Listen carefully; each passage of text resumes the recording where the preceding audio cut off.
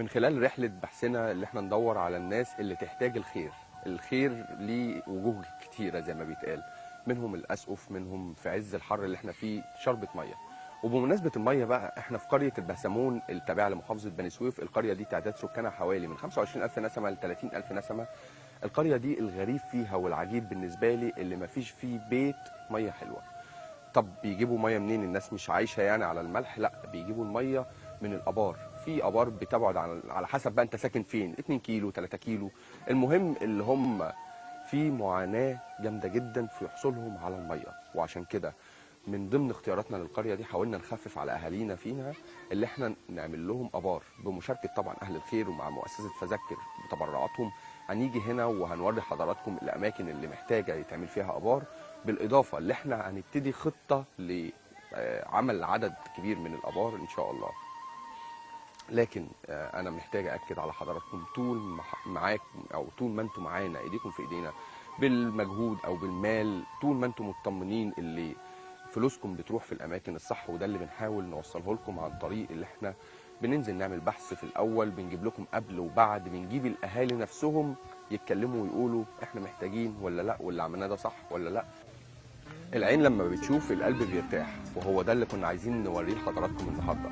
الحمد لله بفضل تبرعاتكم ومشاركاتكم، وكل واحد كان باصص للاخر زي ما بيتقال، باصص لاعماله، للصدقه الجاريه. ده اللي حاولنا نعمله ونوريه لحضراتكم في قريه البهسمون. هي قريه تابعه لمحافظه بني سويف. الغريب اللي في القريه ديت بقى مفيش بيت فيها ميه حلوه. كل القريه بتستنى بير يتعمل عشان البيوت اللي جنب البير ده يبتدوا يشربوا. النهارده الحمد لله جينا نوريكم الحاجه الخير لما تتعمل والحاجه الحلوه لما تتعمل. وده اللي دايما بندور عليه وبنطالب حضراتكم بيه. دايما بنقول يا ترى لو انا دلوقتي عايز اعمل خير هعمله ازاي واقدمه فين ولمين؟ وده اللي بتقوم بيه مؤسسه فذكر، رحله بحث طويله عن طريق الناس اللي شغالين معانا، وبننزل على ارض الواقع ونصور قبل وبعد. والنهارده بنصور لحضراتكم بعد. ده احد الابار اللي تم عملها هنا في القريه. ناس من اهل الخير اتبرعوا وقالوا احنا عايزين بير صدقه جاريه يتعمل على الارواح اللي تبعنا. فقلنا الحمد لله لازم نيجي ونوريكم الصدقه الجاريه لما تتعمل.